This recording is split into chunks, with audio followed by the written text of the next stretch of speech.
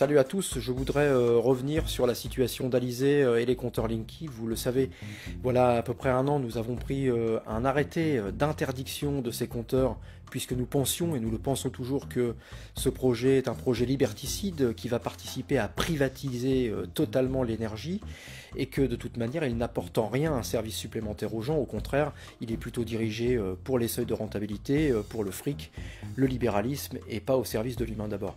Alors le 4 décembre dernier, vous le savez certainement, nous avons été déboutés au tribunal administratif, nous avons pris acte et aujourd'hui nous reprenons, quelques jours après, un arrêté non pas d'interdiction mais un arrêté de suspension de l'installation des compteurs Linky sur notre territoire, avec cette fois-ci un arrêté que nous avons construit à plusieurs mains, à plusieurs têtes, avec des ingénieurs, avec des collectivités, avec des collectifs anti-Linky, avec des citoyens, pour nous permettre d'être au plus proche de la réalité et d'expliciter notre action auprès de la préfecture, auprès d'Enedis.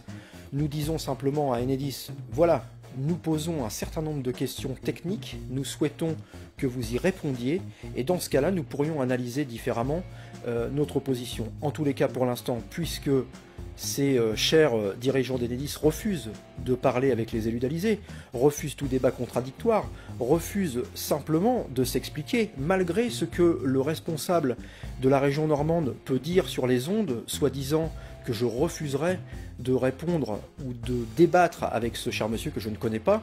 Alors je le dis face caméra, monsieur, vous êtes un gros menteur, et demain, si vous souhaitez qu'on puisse échanger autour d'un débat, je suis votre homme.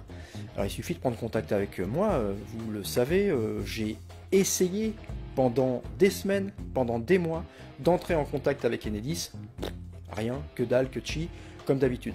Alors arrêtez les sbroufs, arrêtez l'enfumage et prenez contact avec moi, ce serait plus simple. Cet arrêté que nous avons pris a aussi la particularité de demander le respect d'un arrêté préfectoral, notamment de la préfecture de l'Eure, qui a pris un arrêté pour le règlement sanitaire départemental, et dans ce règlement sanitaire départemental, il exige de respecter un certain nombre de normes électriques quant aux nouveaux compteurs. Nous posons la question, est-ce que ces normes sont respectées? Pour l'instant, personne n'est en capacité de nous le dire. Alors, monsieur le préfet, comprenez aussi que nous sommes dans l'interrogation et que nous souhaitons absolument que Enedis soit dans les règles et qu'il respecte le règlement sanitaire départemental.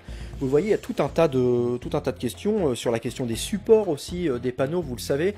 Les panneaux, les compteurs traditionnels sont installés sur des panneaux bois. Pour ce qui est des compteurs Linky, il est stipulé qu'il est obligatoirement à installer sur des platines supports en matériaux synthétiques et composites. Qu'en est-il ? Je sais pertinemment bien que la majorité de ces compteurs ne sont pas installés sur ces panneaux. En tous les cas, les compteurs qui ont été changés. Je ne parle pas des maisons neuves qui, évidemment, obligatoirement ont un compteur Linky, ce qui est purement scandaleux parce qu'évidemment, on ne laisse pas le choix aux gens aujourd'hui. Vous avez une nouvelle maison, vous voulez vous connecter à l'énergie, à l'électricité, eh bien on vous dit c'est soit le Linky ou rien d'autre.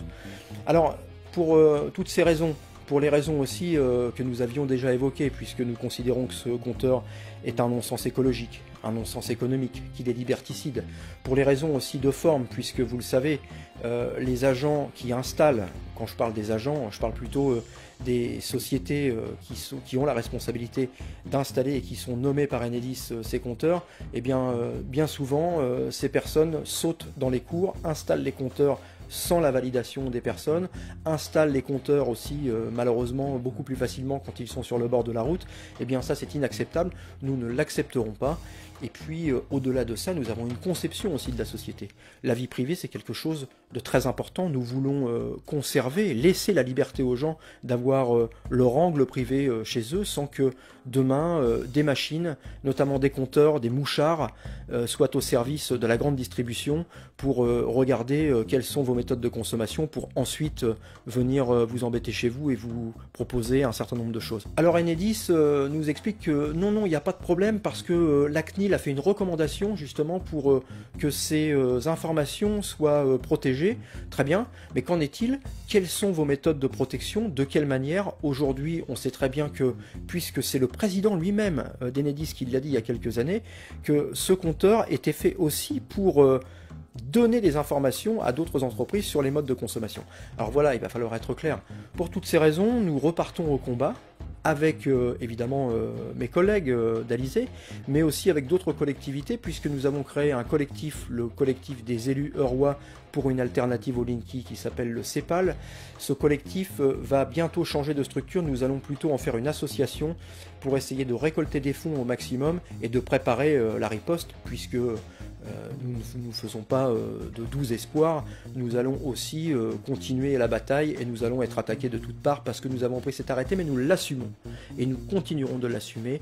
J'invite les collectivités du département de l'Eure, mais surtout le territoire national, à nous rejoindre. Je crois qu'on doit être à peu près 900 communes en France, c'est encore trop peu, mais comprenez que pour gagner la bataille, il faut attaquer Enedis au porte-monnaie et lui faire comprendre que son compteur n'est plus rentable. À partir de là, il arrêtera, quoi.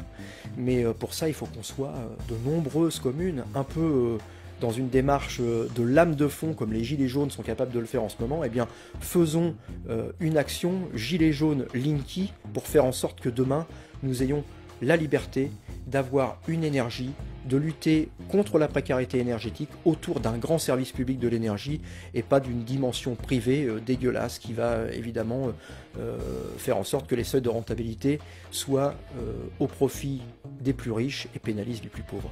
Voilà ce que je voulais vous dire. Merci de nous suivre. À bientôt.